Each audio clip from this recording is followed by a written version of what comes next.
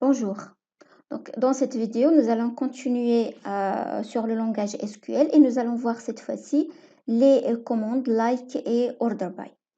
Donc, pour commencer, on nous demande d'afficher les noms des services qui commencent par la lettre C. Donc, pour afficher les services, donc là, on n'a pas sur le schéma de base de données qu'on utilise, on a en fait une table localité, une table département, une table employé. Donc, si on veut afficher les services, donc il s'agit en fait de la table département. Donc, on veut afficher les départements qui commencent par la lettre C. Donc, si on veut faire ça avec une requête SQL, donc c'est une requête select. Select, qu'est-ce qu'on veut afficher? On veut afficher les noms des services, donc nom, from la table département. Et dans quel cas, qu'est-ce qu'on veut afficher? Est-ce que c'est tous les départements? Non, c'est uniquement les départements qui commencent par la lettre C.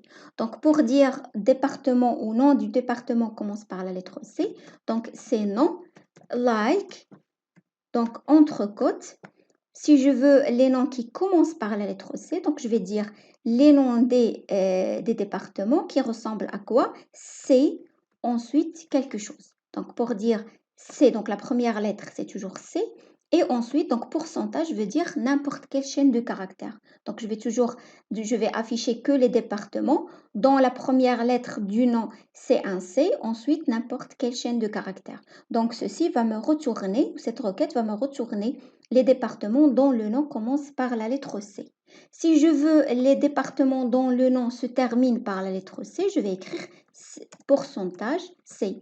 Donc, n'importe quelle chaîne de caractères, mais à la fin, je dois avoir un C. Si je veux les départements dont le nom contient la lettre C, donc ça, je vais écrire ça, pourcentage C, pourcentage. Donc, pourcentage C, pourcentage, ça veut dire c'est le nom des départements qui contiennent la lettre C, que ce soit au début du nom, au milieu ou à la fin. Donc, pourcentage C, pourcentage, ça veut dire c'est le nom des départements qui contiennent la lettre C. Si je veux maintenant exécuter cette requête-là, donc là, cette syntaxe-là, elle est valable dans tous les serveurs de base de données.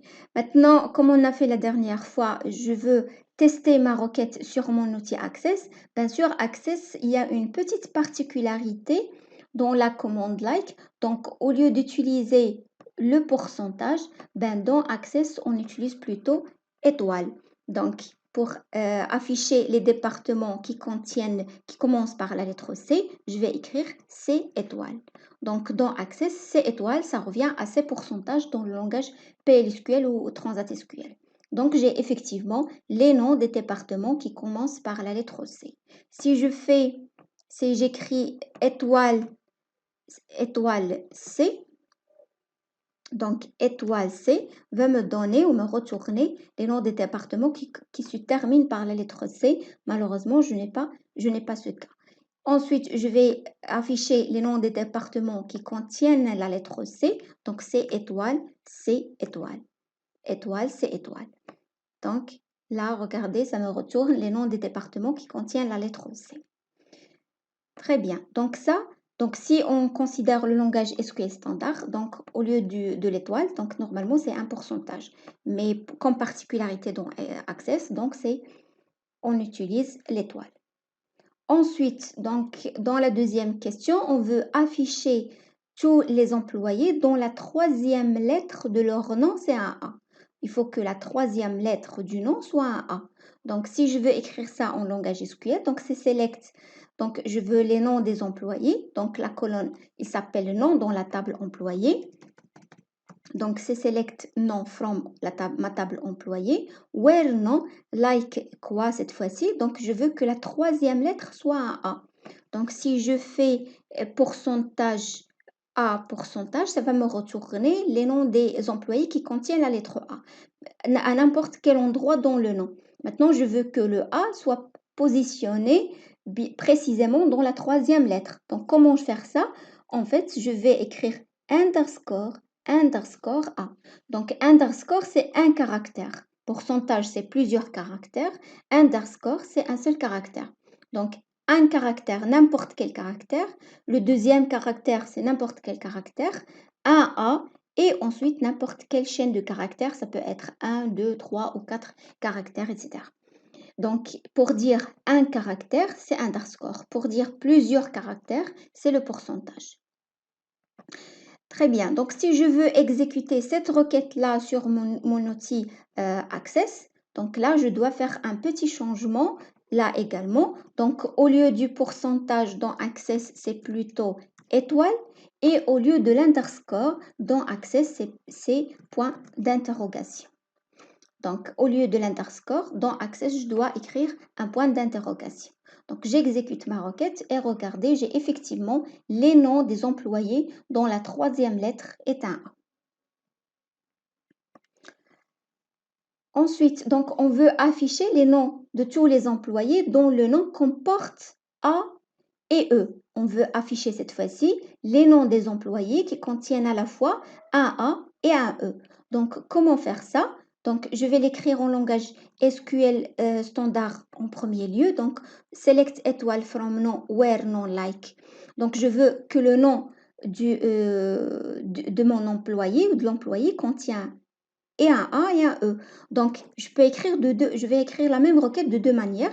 Donc, il faut que ça contienne un A and il faut que ça contient un E. Donc, and, non, like, E quelque chose. Donc, E est pourcentage, E pourcentage. Donc, ceci va me retourner les employés dont le nom contient à la fois A et contient également un E. Je peux écrire la même requête d'une autre façon avec un OR. Donc, c'est les noms des employés. Donc, je vais garder celle-là et je vais écrire une deuxième requête ou une deuxième façon de faire. Donc, je veux afficher les noms des employés qui contient ou bien un A ou bien un E. Donc, ça peut être un E puis un A, comme ça peut être le A en premier lieu puis un E. Donc, comment gérer ces deux cas? Donc, je vais dire, c'est les noms des employés qui contient quelque chose E, quelque chose A, ou bien, or, le nom de l'employé qui contient E, pourcentage, A, pourcentage. Donc, les deux solutions-là vont me retourner le même résultat. Donc, c'est ou bien les noms des clients qui contiennent, ou des employés, pardon, qui contiennent à la fois un A et à la fois un E, ou bien c'est les noms des employés qui contiennent ou bien un E puis un A, ou bien un E, ou bien un A puis un E, pardon. J'ai écrit là la même chose.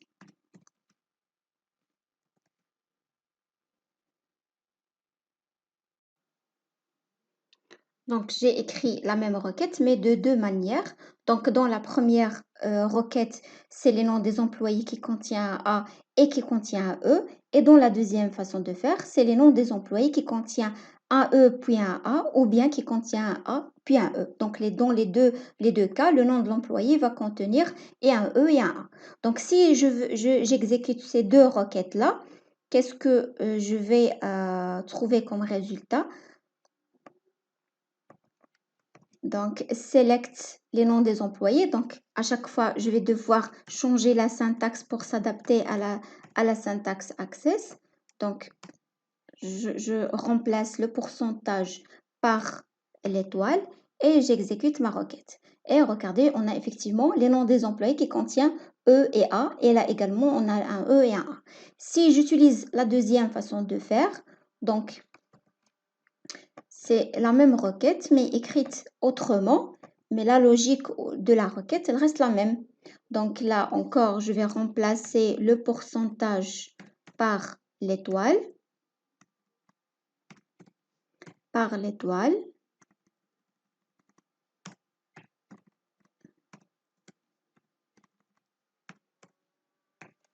Étoile.